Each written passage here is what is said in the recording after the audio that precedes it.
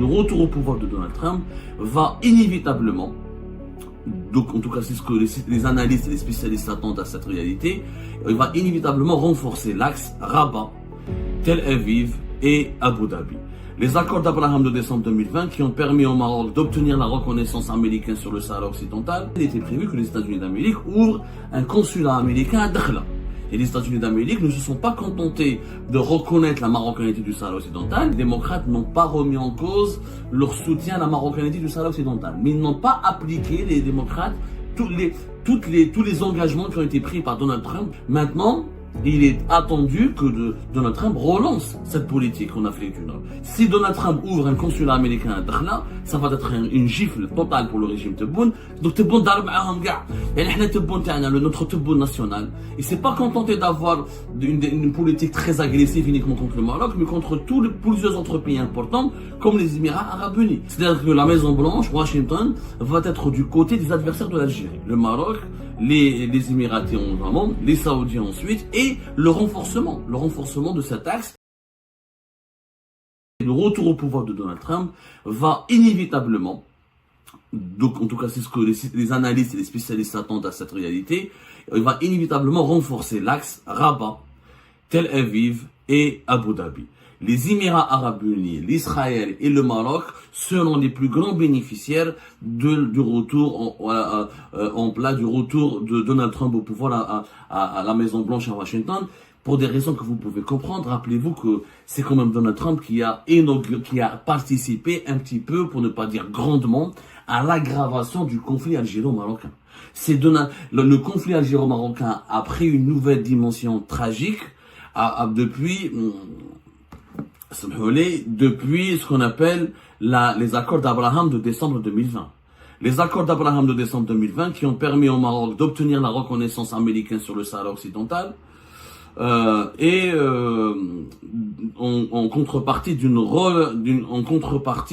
de ce qu'on appelle une normalisation des relations, une officialisation des relations avec l'État d'Israël, entre le Maroc et l'État d'Israël. Et le Maroc, les accords d'Abraham ont été le coup de génie de Donald Trump, qui a totalement, avant la fin de son mandat, juste à la fin de son mandat présidentiel à la Maison Blanche, il a totalement modifié les rapports de force au Moyen-Orient. Il a déstabilisé toute la région du Moyen-Orient d'Afrique du Nord en permettant à Israël d'avoir des relations officielles avec 4 pays arabes importants, les Émirats Arabes Unis, le Bahreïn, le Soudan et le Maroc. Notamment au Maroc, ça a permis aux Marocains d'obtenir la reconnaissance officielle de leur souveraineté sur le Sahara occidental par les États-Unis d'Amérique, pilier de l'ordre mondial, première puissance mondiale et l'un des piliers du Conseil de sécurité de l'Organisation des Nations Unies. Et depuis cette date-là, les relations se sont beaucoup détériorées avec le régime algérien, puisqu'Israël s'est implanté au Maroc, et ensuite, fin décembre 2020, l'inauguration des liaisons aériennes entre le Maroc et Israël, ensuite une série de visites de hauts responsables israéliens au Maroc, ensuite le fameux accord de défense militaire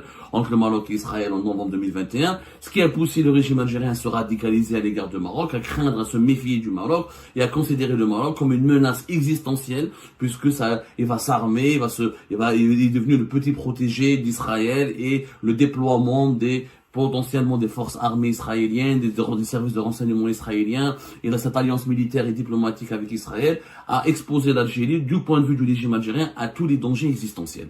Il y a eu donc des ruptures de relations diplomatiques en août 2021, ensuite fermeture des liaisons aériennes, ensuite jusqu'à 2024, où l'Algérie, le régime Tebboune a instauré un système de visa, l'obligation de se munir d'un visa pour que les Marocains puissent se rendre en Algérie. Donc, depuis les accords d'Abraham de décembre 2020, les relations entre l'Algérie et le Maroc n'ont pas cessé de se détériorer parce que le régime algérien s'est senti menacé, s'est senti rabaissé, s'est senti blessé par cet adoubement, par tous les avantages et tous les privilèges et tous les soutiens qui ont été accordés par les États-Unis d'Amérique et Israël aux voisins marocains. Maintenant, Joe Biden, le fameux accord, parce qu'il y a eu les accords d'Abraham, donc entre les Émirats Arabes Unis, les États-Unis, l'Israël et le Maroc, mais il y a eu entre les États-Unis et le Maroc et Israël d'autres accords, qu'on appelle ça les accords tripartites, ou la déclaration tripartite. C'est-à-dire la déclaration tripartite qui a été faite en décembre 2020, elle a été partiellement gelée par l'administration Biden. Il était initialement prévu que si Donald Trump était resté au pouvoir et s'il n'avait pas perdu son élection en 2021 face à Joe Biden, il était essentiellement prévu que en 2020-2021, s'il était resté au pouvoir, s'il n'avait pas perdu sa dernière élection, sa dernière compétition face à Joe Biden, il était prévu que les États-Unis d'Amérique ouvrent un consulat américain à Dakhla. Et les États-Unis d'Amérique ne se sont pas contentés de reconnaître la marocanité du Sahara occidental, ils s'étaient même engagés à ouvrir un consulat américain à Dakhla, à apporter une aide importante pour le développement économique du Sahara occidental. On parlait dans cet accord d'un financement d'entre 3 et 4 milliards de dollars et à soutenir les projets marocains avec des partenaires publics et privés marocains, les projets marocains en Afrique de l'Ouest notamment, dans les autres pays africains. Et Israël, donc, en contrepartie, Israël et le Maroc devaient avoir des vols directs, des relations diplomatiques assumées et des projets de coopération. Donc, c'était ça le package. Il y avait donc, il n'y a pas que les accords d'Abraham derrière. Maintenant, le consulat américain, avec les démocrates au pouvoir, il n'y a pas eu de consulat américain à Dakhla.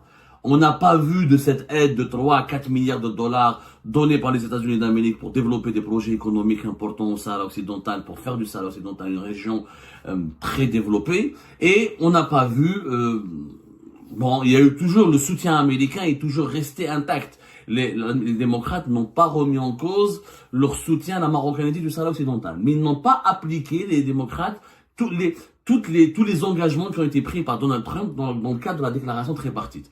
Maintenant, il est attendu que Donald Trump relance cette politique en Afrique du Nord. Et qu'il est possible que Donald Trump, il peut changer d'avis. Il va se dire peut-être qu'il a d'autres priorités. Mais Donald Trump, pour lui, c'est dans son programme, le renforcement du rôle d'Israël dans la région, l'amélioration des relations avec les pays arabes et Israël est un axe majeur, est une priorité. Donc, il pourrait relancer cette déclaration, ses engagements dans cette déclaration tripartite de fin décembre 2020. Et les États-Unis d'Amérique, avec Donald Trump, pourraient ouvrir, si les États-Unis d'Amérique ouvrent un consulat à Dakhla, ça serait un coup dur pour l'Algérie, pour le régime Tebboune. Parce que le régime Tebboune, il en a fait du Sahara occidental une question existentielle. Le problème du régime Tebboune, pourquoi on parle d'humiliation, de recul, de coups difficiles, de défaite? Parce que, contrairement au régime Bouteflika ou au précédent régime algérien, le régime Tebboune, il a fait du Sahara occidental une question existentielle. Le régime Tebboune, il a mis sur le même pied d'égalité la question du Sahara occidental avec la question palestinienne. Sur le même pied d'égalité. Du coup, dans toutes les relations internationales, l'Algérie, toutes les réunions des organismes internationaux, dans ses relations avec les autres États à travers le monde, elle parle toujours, le régime Tebboune met toujours en malheur, en lumière, sa position dans le dossier du Sahara occidental, et il fait du dossier du Sahara occidental une priorité, parce que je ne sais pas pourquoi le régime Tebboune estime en tout cas que c'est une cause nationale. Donc à partir du moment où Tebboune il a fait du Sahara occidental une cause nationale, alors qu'auparavant elle était un pilier de la diplomatie, elle était un axe majeur de la diplomatie algérienne, mais elle n'était pas une cause nationale. C'est-à-dire qu'elle n'était pas la priorité numéro 1 de l'Algérie dans ses relations avec les États, les puissances mondiales, dans les autres États de la région, dans les autres États de la planète. Tebboune, dans toutes ses relations avec les États de la planète, au lieu on parle des intérêts, il évoque les intérêts de l'Algérie, il met dans le même programme, dans le même agenda des intérêts de l'Algérie, la question du Sahara occidental. Donc l'ouverture, si Donald Trump ouvre un consulat américain à Dakhla, ça va être une gifle totale pour le régime Tebboune et ça va aggraver l'isolement du régime Tebboune. Pourquoi il y a un risque d'isolement important pour le régime Tebboune? Parce que de l'autre côté, l'autre grand adversaire, le grand ennemi du régime Tebboune, c'est les Émirats Arabes Unis, avec lequel le régime Tebboune s'est disputé de 2021 jusqu'à 2022, jusqu'à 2024. Il y a eu des tentatives de réconciliation, mais ça n'a pas été rendu possible. Les relations sont toujours froides. Et les Émirats Arabes Unis, en 2023, 2022, jusqu'à l'année 2024, il y a eu des campagnes de dénigrement et des graves accusations comme quoi c'est un pays qui menace la sécurité nationale, qui complote avec le Maroc et Israël contre l'Algérie. On a fait des Émirats Arabes Unis un ennemi déclaré de l'Algérie, sauf que les Émirats Arabes Unis seront l'un des alliés majeurs de Donald Trump. Donald Trump, il a des intérêts personnels privés aux Émirats, il a fait des investissements importants et il a même promis à la fin de son mandat, il avait signé un accord d'une vingtaine de milliards de dollars. On parle de 23 milliards de dollars d'accords d'achat d'armes de vente d'armes plutôt américaines aux Émirats Arabes Unis. Il s'agit notamment des avions F-35, les avions les plus furtifs, les plus modernes, plus des drones extrêmement modernes. Donc Donald Trump s'était engagé vers la fin de son mandat en décembre, c'était franchement entre décembre 2020 et début 2021.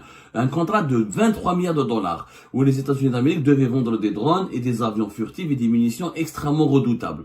Cet accord a été suspendu par les démocrates, par Joe Biden, parce qu'on m'a fait mouche avec les Émiratis concernant l'issue et la gestion du conflit au Yémen. Et comme les démocrates avaient peur que les Émiratis utilisent ces armes redoutables pour massacrer des populations au Yémen, l'accord a été suspendu.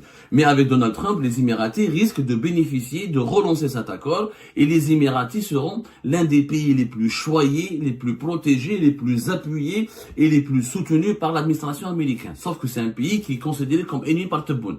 Donc Tebboune ضرب معاهم كاع. يعني احنا Tebboune تاعنا notre Tebboune national, il s'est pas contenté d'avoir une politique très agressive uniquement contre le Maroc, mais contre plusieurs autres pays importants comme les Émirats Arabes Unis, l'Arabie Saoudite avec laquelle nous avons des relations extrêmement superficielles parce qu'on n'a pas pu approfondir nos relations avec les Saoudiens, avec Tebboune, en dépit de la visite de Tebboune une première fois, d'une visite de Saïd Chengreha une deuxième fois. Les Saoudiens n'ont pas vraiment fait de cadeau pour l'Algérie, ils ont préféré le camp du Maroc et des Émirats au lieu de se rallier à l'Algérie. Et il y a eu des problèmes entre 2021 et 2022 sur la réhabilitation de la Syrie où les Saoudiens ont manqué de respect, ont exclu l'Algérie de toutes les manœuvres, de toutes les manœuvres et de toutes les décisions importantes au sein de la Ligue arabe pour réhabiliter la Syrie. Donc les Saoudiens et les Émiratis seront soutenus par les Américains et ça, le régime Tebboune sortira perdant puisque ce sont ses adversaires. C'est-à-dire que la Maison Blanche, Washington, va être du côté des adversaires de l'Algérie. Le Maroc, les Émiratis notamment, les Saoudiens ensuite, et le renforcement de cet axe, la conséquence générale sera le renforcement de l'axe Rabat, Tel Aviv, Abu Dhabi. Abu Dhabi va accéder à des armes importantes américaines qu'elle pourra utiliser, etc. Non, qu'elle pourra peut-être remettre ou redonner au Maroc au cas où le Maroc a un problème de sécurité nationale ou une confrontation militaire directe avec l'Algérie. Et le Maroc va en bénéficier parce qu'il risque d'arracher aux États-Unis d'Amérique l'ouverture d'un consulat américain. Et si la déclaration de tripartite dont je vous ai parlé est appliquée, les Marocains vont lancer de grands projets au Sahara occidental, ce qui va renforcer l'occupation du Sahara occidental et la marocanisation du Sahara occidental, ce qui sera donc un coup dur pour l'Algérie, qui aura beaucoup de mal à défendre toujours son projet de l'indépendance et de soutenir encore le Polisario.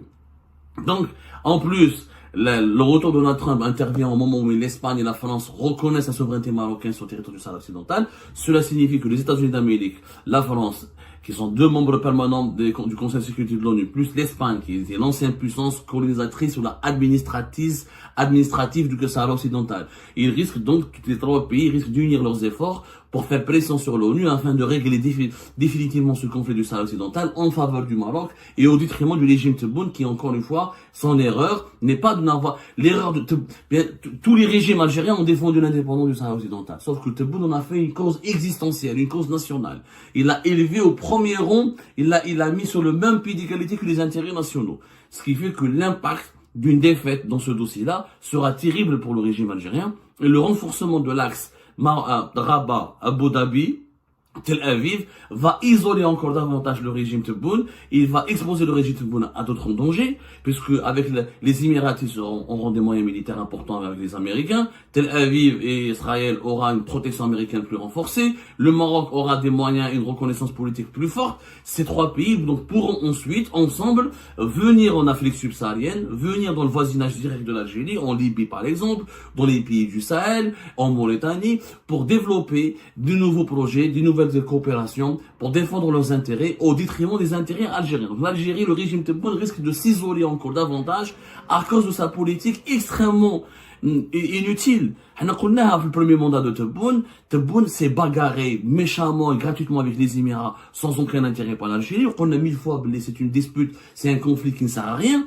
Cette politique anti-marocaine très violente, très brutale. Alors on aurait pu appliquer notre politique, tout en l'Algérie aurait pu garder ses intérêts, garder ses positions historiques, tout en maintenant une politique plus intelligente, un petit peu plus diplomatique. Là, on a fait du Maroc notre ennemi absolu, on a fait des Émirats Arabes Unis notre ennemi absolu, on a fait de leur alliance avec Israël notre menace absolue. Et ben avec Donald Trump, cette menace va s'aggraver encore davantage parce que Donald Trump, l'administration Trump va soutenir ces trois pays, s'attaque Rabat, Tel Aviv et Abu Dhabi. L'isolement, le premier risque, c'est l'isolement, c'est les défaites et les reculs et certaines défaites diplomatiques sur le dossier du Sahara occidental. C'est aussi un recul économique avec le gaz de schiste américain qui pourrait inonder le marché européen. Et c'est aussi une concurrence, un recul de nos intérêts économiques en Mauritanie, dans les pays du Sahel, à cause éventuellement d'une avancée majeure des investissements ou là des financements importants des Émirats et des projets marocains dans la région. Donc, c'est ça les conséquences préliminaires auxquelles on peut s'attendre du retour en force de Donald Trump à la Maison Blanche en ce qui concerne la situation de l'Algérie et la situation malheureuse du régime Tebboune. Et ben voilà, je vous remercie comme d'habitude mes amis pour avoir suivi la vidéo jusqu'à la fin. N'oubliez pas de nous laisser vos commentaires et de partager vos réactions à la vidéo et aussi de vous abonner à la chaîne si vous n'êtes pas encore abonné.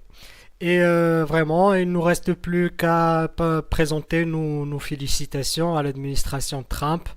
C'est vraiment une victoire très très puissante et très impressionnante, hein. Déjà, on a eu, déjà pour avoir le résultat des élections américaines en moins de 24 heures, ça veut dire qu'il y a une très grande participation et une, un raz-de-marée, carrément, en faveur de Trump et des républicains. Donc voilà, c'est un résultat très intéressant pour le Maroc, pour l'Algérie aussi, très naturellement. Et vraisemblablement, c'est l'arrivée de Trump, c'est la victoire totale en ce qui concerne le dossier du Sahara pour le Maroc, hein. Déjà, c'était le premier qui a eu cet effet d'entraînement des autres puissances mondiales, surtout les pays européens. Je parle de l'Allemagne, de l'Espagne et plus récemment de la France. C'était les États-Unis d'Amérique qui ont pris vraiment le premier pas d'envergure en ce qui concerne le dossier du Sahara marocain. Et puisque cette fois-ci, c'est un retour et c'est un retour en force et c'est un Trump qui est aguerri, c'est un Trump qui est qui a beaucoup plus d'expérience et qui a beaucoup plus d'ambition apparemment. Donc, on peut s'attendre à des résultats beaucoup plus concrets et pourquoi pas des résultats au niveau de l'ONU et la clôture définitive de ce dossier de Sahara occidental marocain et qu'on puisse passer à autre chose et pourquoi pas l'ouverture d'autres archives et d'autres dossiers concernant des territoires marocains. Et voilà, je vous remercie encore une fois pour avoir suivi cette vidéo et tous nos vidéos et nos analyses. On est vraiment très fiers de notre chaîne et de notre communauté qui ne cesse de s'agrandir.